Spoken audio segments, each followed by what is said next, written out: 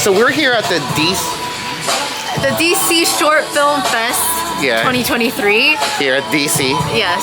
And we're at the Alamo Drafthouse Cinema here in DC. But our panel is at 1:15. What's the name of our panel? Yeah, it is a life of stunts and action filmmaking. Definitely part of the action filmmaking. I don't know about stunts. We're not really stunt people. But it's Saturday, it's raining, and it's dreary. So, I mean, I don't know if anybody's going to actually come out and see us. But if not, we'll just be talking amongst ourselves. Come on in.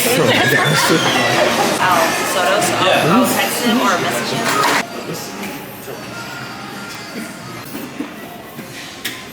Look at that. Oh, look at that.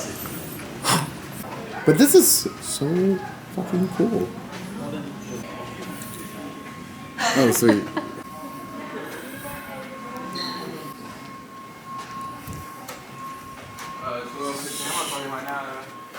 That's crazy. That's kind of really cool. Alright.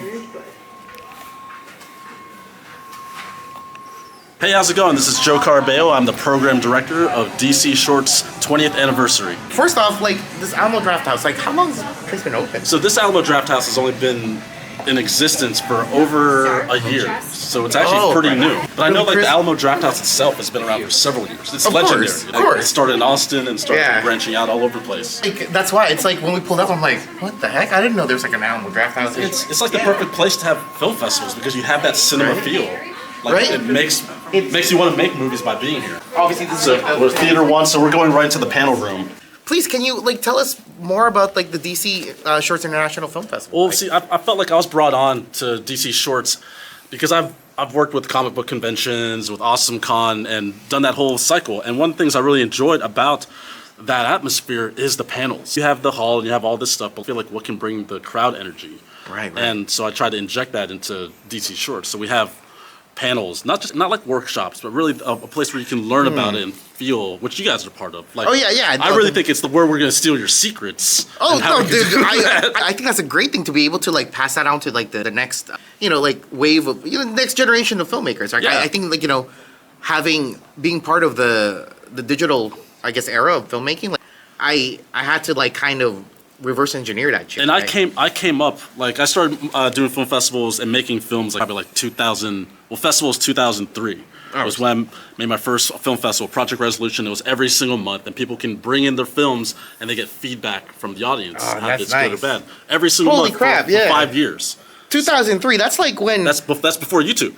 Yo, definitely, and like that's when like the High 8 just came out. No, that's what we had. So we had like we were playing it off of like DVDs, High 8, and VHS. Right. So like we were in that cusp of like that digital, no HD yet. The energy that I liked back then, as to be a filmmaker, it felt very rebellious. That generation, because we grew up on like the Tarantinos and Steven Soderberghs and stuff like that, when they were just taking cameras, like Kevin Smith, they were just taking cameras and they're just, let's just make our own vision without doing the studio system. And that's why, like, that's what you guys are doing. You're doing that, making your own rules. It's kind of like it's another version of like New Wave, right? If you think about it, right? So it's New Wave with the NU though. With the NU, right? Oh Jesus! And also the point of like, to me, the point of a film festival is to also to expose the audience that there's more than just like mainstream stuff. You know what I mean? And also not even just that, more than what's presented to you through the algorithm. There's always we have friends like this who we're like, that guy is so talented, but he doesn't get that chance. But also, what's really cool though, like, some people may think I'm like against the internet and stuff like that. And part of me is probably because I grew up on the Matrix.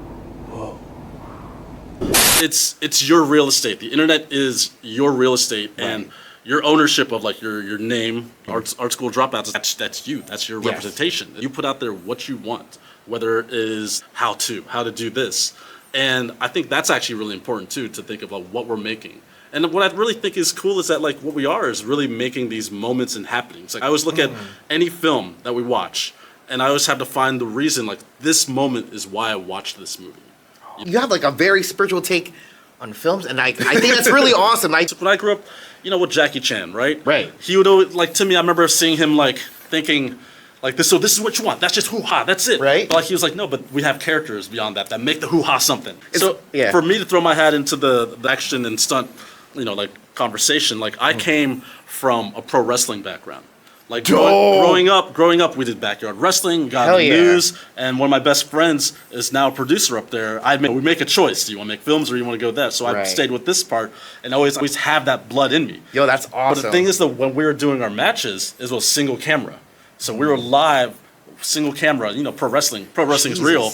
But, Hey, man. but like, you know, it's real to me. Right? But it's one of the things. It's like, so through that, then I started seeing movies that did have the single takes and did have that. So of course I'm a massive fan of Old Boy.